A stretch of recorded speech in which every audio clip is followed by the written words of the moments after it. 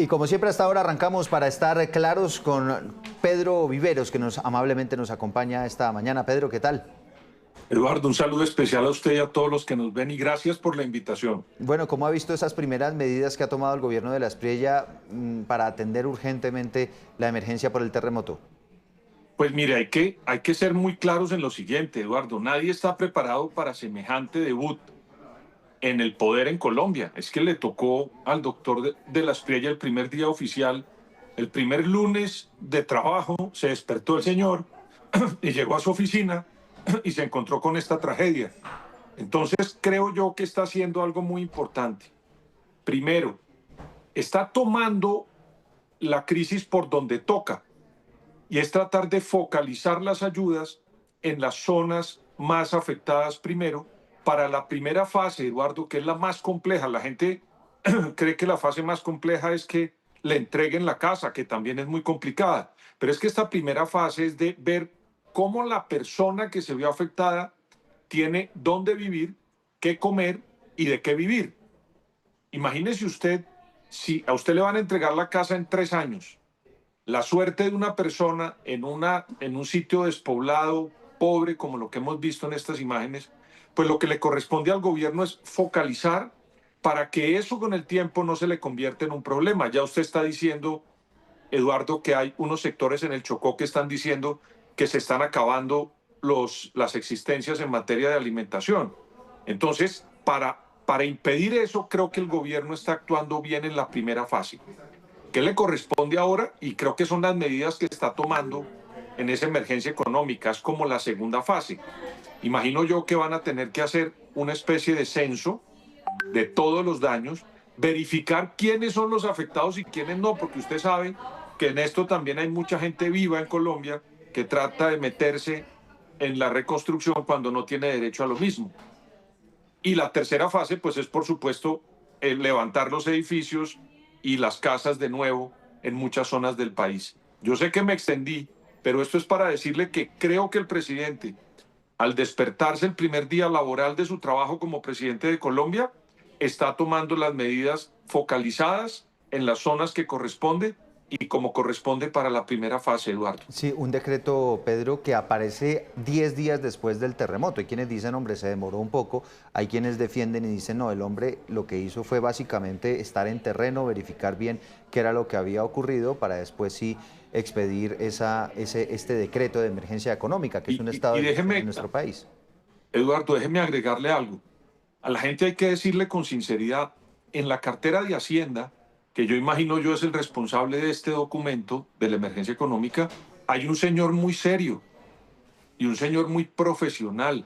El doctor Miguel Gómez no es una persona que vaya a salir en las primeras de cambio a entregarle un decreto o un borrador de decreto al presidente sin tener en cuenta todas las consideraciones del caso.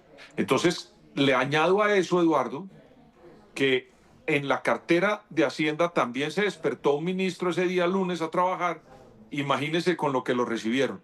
Entonces ese señor tenía que tomarse unos días para poder preparar un borrador de decreto y que tuviera dentro del marco de la ley y de la norma de la emergencia económica todo lo que necesita el gobierno para estas fases de la crisis. Quería añadir eso porque me parece importante para los colombianos que tienen muchas dudas, pues que en la cartera de Hacienda hay un señor realmente serio en el manejo Bueno, de la hacienda pública. y entre otras cosas, Pedro, pues fue presidente de Fasecolda, es decir, es muy experto en todo lo que tiene que ver con todo tipo de riesgos financieros, pero además especialista en todo este tema de siniestros, ¿no?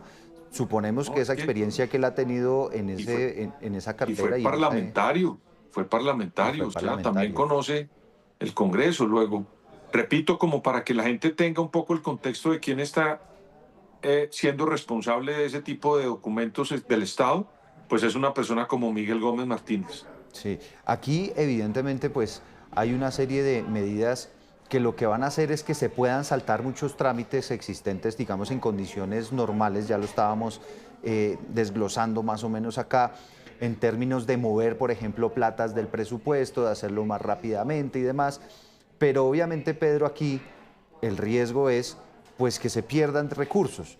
Ha dicho en su anuncio anoche el presidente de La Espriella que por ninguna razón, que van a ser sumamente cuidadosos a la hora de manejar toda esta plata, pero cuando usted tiene, por ejemplo, la posibilidad de saltarse la ley 80, ya que no haya licitaciones, mover del presupuesto unas platas de un lado a otro, pues evidentemente el temor es ese, ¿no?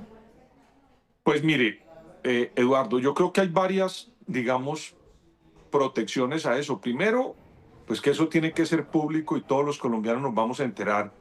Los medios tienen que hacer su investigación, los acuciosos investigadores de las redes harán lo mismo, y también la ciudadanía, y también los políticos, y también la oposición.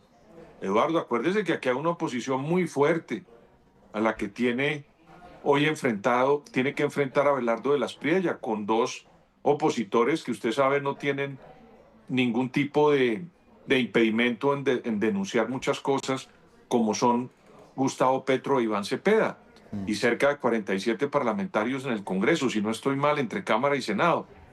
Todo ese compendio que yo le estoy diciendo va a estar vigilante para que eso que se va a hacer se haga de la mejor manera, con las personas que lo cumplan y sobre todo con unos plazos para que no se convierta esto en tirar el balón hacia adelante para seguir pidiendo recursos en obras que no aparecen. Entonces, yo quisiera decirle que, pues hombre, ojalá que todos estemos prestos a hacer ese tipo de auditoría. Mire, yo recuerdo que el presidente Iván Duque, cuando el COVID, en un decreto, si no estoy mal, de emergencia económica también, o sanitaria, yo no recuerdo muy bien, exigió que toda la contratación de eso se hiciera en vivo por los medios tecnológicos de los ministerios para que la ciudadanía viera en vivo, en tiempo real, Sí. qué era y quiénes estaban contratando y qué se iba a contratar.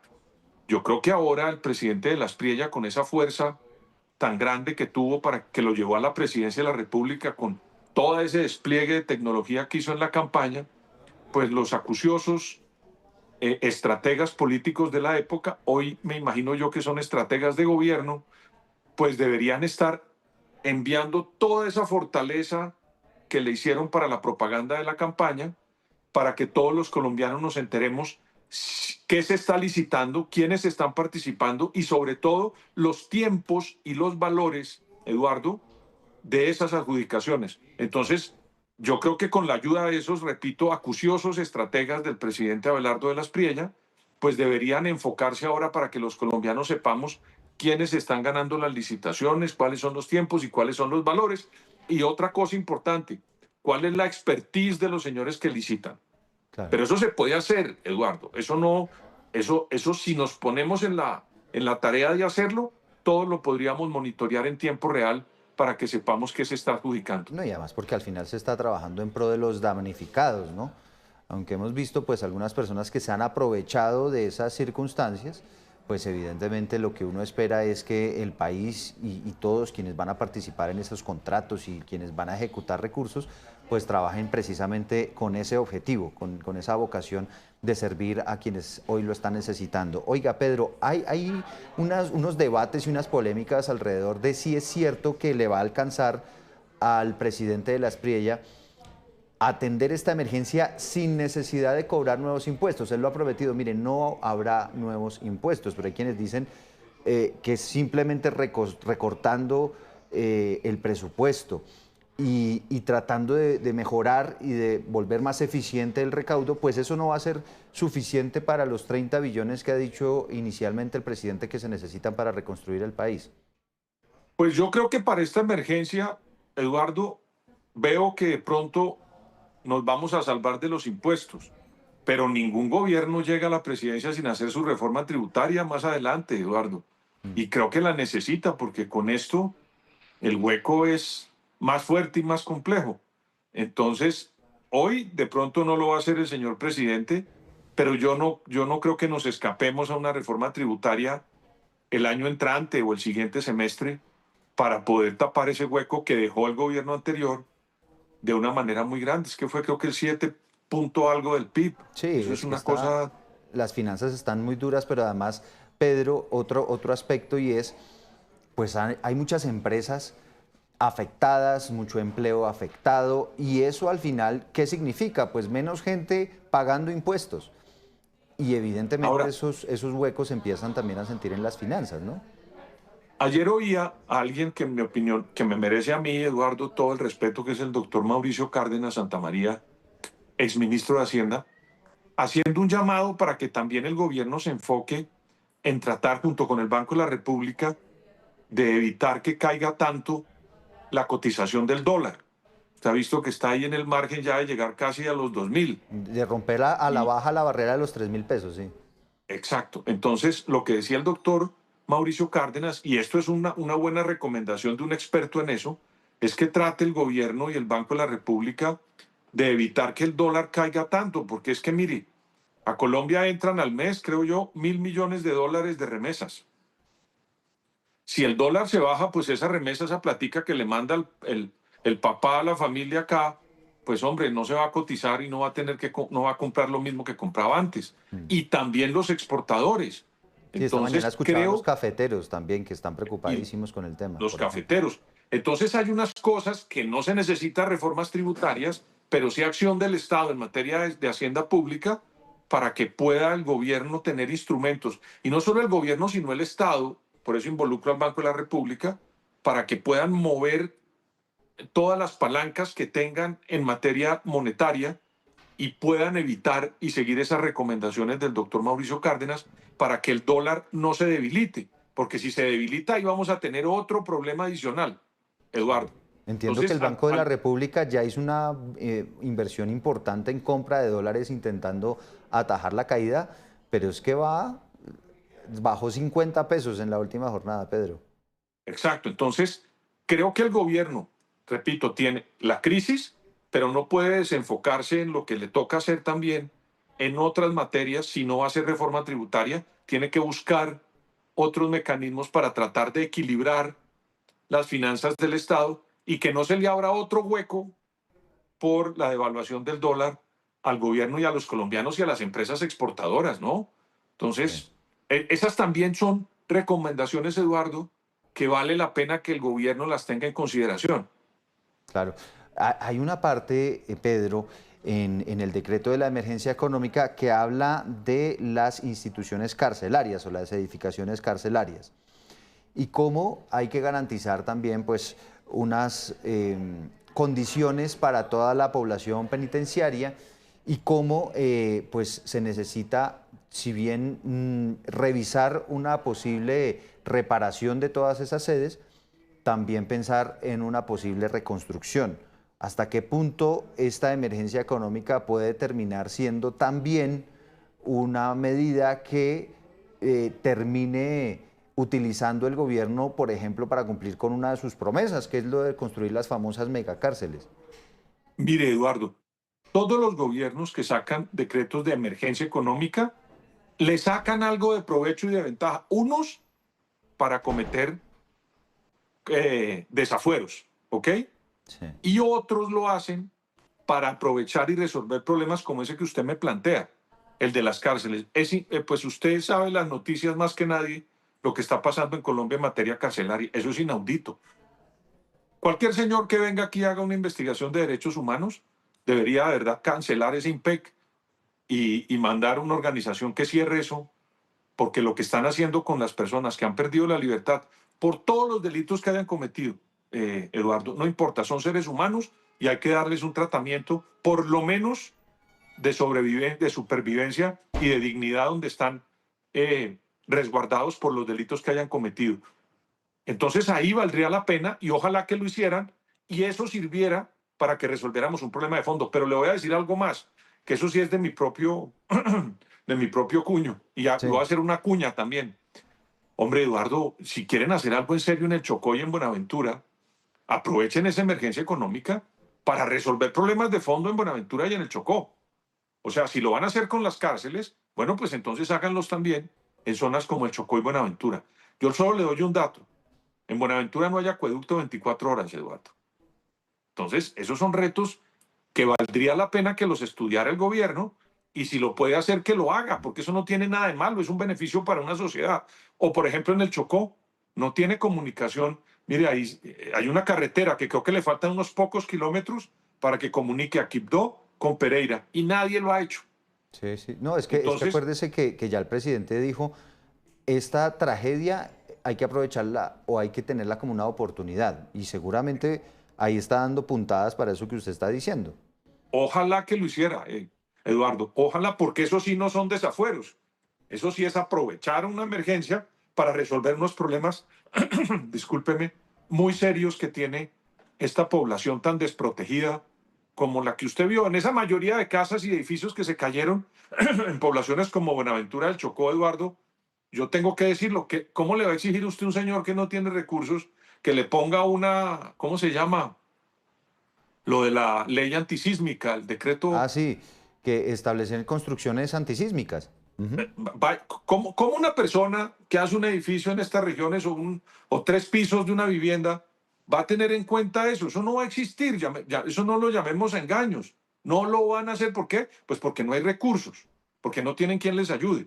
Entonces, eso que se está haciendo, ojalá sirva para que las personas que estén tramitando este tipo de medidas tengan en cuenta que hay unas zonas que hay que tener un tratamiento especial para ver Especial. si logramos algo de equidad y que esta emergencia, Eduardo, quede algo de eso ¿No? para que, no, para que pues ayudemos a De esta gente a hecho, eso. Pedro, ya que usted lo menciona, en un rato vamos a conversar con un experto chileno.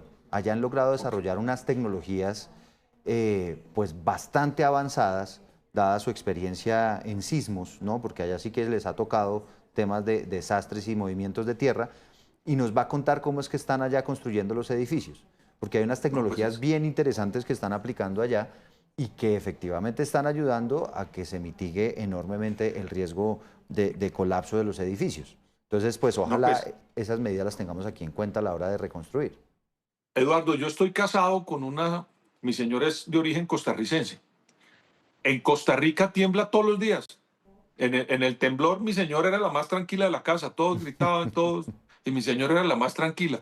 Lo mismo pasa en Chile, eso es una falla que hay en todo ese Pacífico y vive temblando permanentemente. En el centro de América, Sí, todo el tiempo hay temblores. Y yo cuando iba a Costa Rica y sentía eso, salía corriendo de la casa y todos seguían tranquilos en su vida normal, porque era un temblor que para nosotros los colombianos era muy fuerte, pero para las personas como los chilenos o los centroamericanos o los mexicanos era normal, claro. ¿no? Oiga, Pedro, Entonces, creo que los chilenos saben mucho de eso, como, repito, los centroamericanos y los mexicanos. no, esa segura será una entrevista bien Sí, interesante para señor. analizar y ojalá sea tenida en cuenta también por el gobierno y por las autoridades que están trabajando en la reconstrucción, porque yo creo que es bueno escucharlos a los chilenos en todo este Buenísimo. tema de la asesoría para las construcciones. Quisiera cerrar para que nos contara rápidamente, pues yo ya estaba anticipando que esta emergencia económica inicialmente se decreta por 30 días, pero para que usted nos cuente un poco cómo funciona este tema de estas medidas extraordinarias, los estados de excepción, cuáles son los plazos y qué de facultades le da al gobierno para actuar en esta emergencia. Eduardo, mire, Colombia antes de la Constitución del 91 vivió con un presidente que era casi un reyesuelo, porque existía el artículo 121 que era el estado de sitio que le permitía a esos presidentes pues emitir toda suerte de leyes y decisiones sin pasar por el sedazo del Congreso, ¿no? Eso es lo que ocurre aquí. Lo que se hizo en la Constitución del 91 fue, ex, digamos, demarcar muy bien cuando un presidente necesite la emergencia económica en Colombia.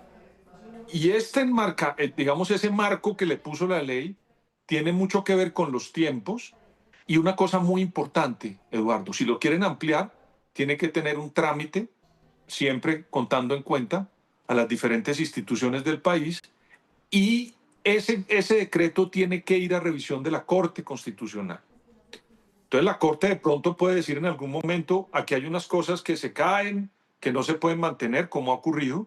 Hay Ujú. algunas que han tumbado pues, la mayoría de las leyes de esos decretos de conmoción, porque pues en muchos casos no se cumple lo No que la toca. meritaba, sí.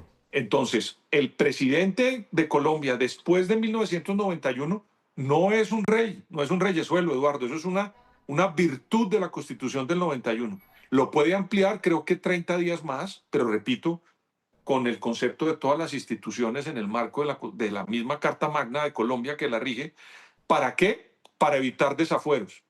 y para evitar que el presidente siga legislando. Es que mire, en 1959 aquí un presidente, en 1950 Mariano Ospina Pérez cerró el Congreso y este país se gobernó muchos años con los decretos de estado de sitio. Una de las grandes ventajas es tener de esta Constitución al presidente enmarcado dentro de las leyes y que no haya desafueros por parte del Ejecutivo. Exacto, y con la justicia ahí pendiente y vigilándolo, aunque Sí, señor. de entrada uno pensaría que evidentemente lo que está viviendo el país es una situación sobreviniente que Sí. amerita pues la declaratoria de este estado de excepción. Pero no que el presidente se quede legislando. Ah, sí. Sí, No, que el general Rojas llamaba a la secretaria y le decía, saque una libreta que vamos a legislar, decía el general Rojas. no, Eso imagínese. no se puede. Eso ya no se puede. Bueno, pues Pedro, muchas gracias por estos minutos aquí en Noticias Caracol en vivo para estar claros. Eduardo, un abrazo y muchas gracias a todos. Adiós.